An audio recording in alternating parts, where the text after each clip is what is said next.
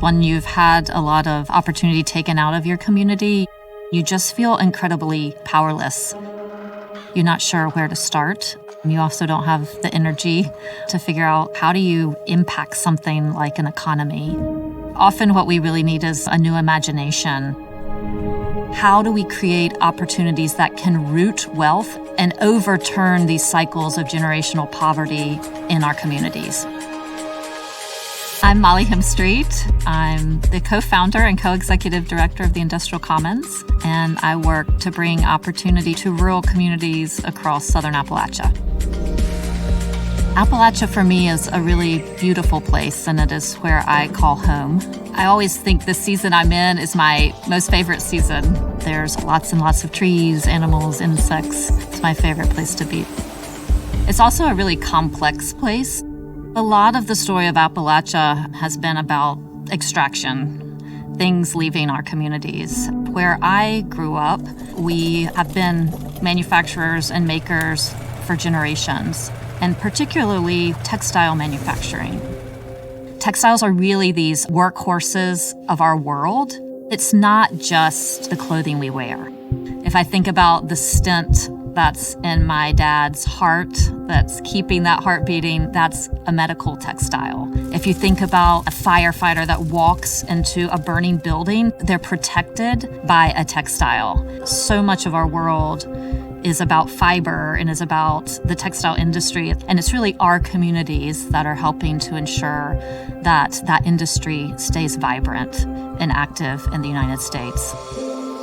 But around the 1990s into the 2000s, that work left, leaving our communities with upwards of 15% unemployment.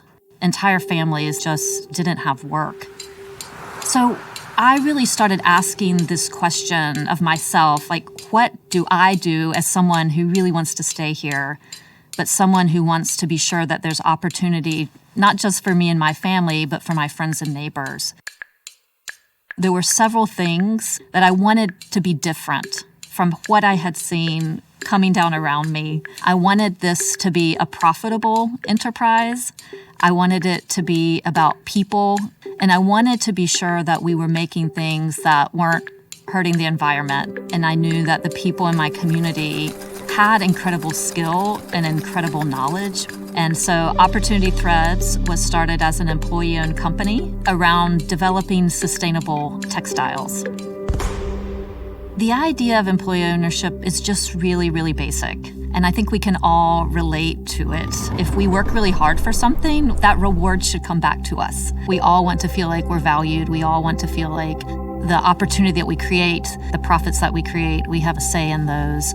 Opportunity Threads is a really magical place. They're one of the largest upcycling facilities in the U.S., upcycling upwards of 60,000 t-shirts every week. They're a profitable company, a really brilliant, bright light in our community. I'm proud of that work. From there, I was like, oh, this is kind of cool. This seems to be working. Let me find some more help. I wasn't an economist, didn't have a business major, didn't consider myself an entrepreneur. What I did know is that I cared very deeply about where I lived. And so we started building a network. We called it the Carolina Textile District, with this whole idea of being big by being small together. So we were going to band together in order to build scale. And then after we built that, we built the Industrial Commons. What we do with the Industrial Commons is we support workers, we support businesses. Some of those businesses we help to buy and convert to employee-owned companies. Some of those businesses we start ourselves. We've drawn the attention of folks like the National Science Foundation, who have chosen us as one of 10 innovation communities across the country. And it was really the organization that I needed when I was getting started that I didn't have. One of the projects that the Industrial Commons right now is working on is called Material Return.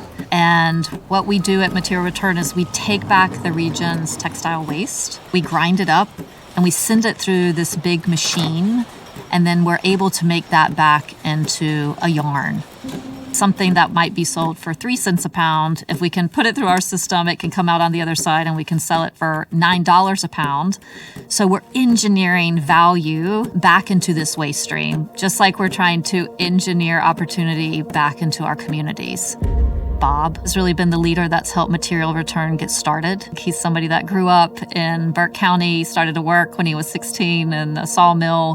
What's so neat about Bob's story is, Bob is still working in manufacturing. In fact, he's working in these same plants where his uncle and his dad used to work. But now he's an owner of that plant. He has a say in what's going to happen at that facility, and he's really one of the leaders. So Bob, for me, really represents why I come to work every day.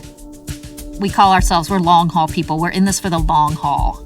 This isn't just a project of 6 months. This is a project of generations. Right now, there's 27,000 workers working in the textile industry. We would love to see half of those workers engaged in some type of enterprise or economic opportunity that we're creating through our ecosystem. My hope is not just Southern Appalachia, but all over, that there's more say, there's more wealth that can be rooted, there's less extraction, and there's really just a more thriving working class. Every community has opportunity. Every community has something good in it. Every community has a future where you can show up every day, you can work hard, you can get ahead, but that's not at the expense of the person beside you getting ahead. That there's opportunities for your kids where there's a lightness and there's a joy, where you really feel like you're not staying because you're forced to stay, but you're staying because you've chosen to stay. We forget that we are part of the economy. We forget that we have power in it. It just takes a few people to start. And you don't have to necessarily have a complex set of skills. What you really have to have is a deep care and a deep love and a deep knowledge of where you're planted and where you want to grow.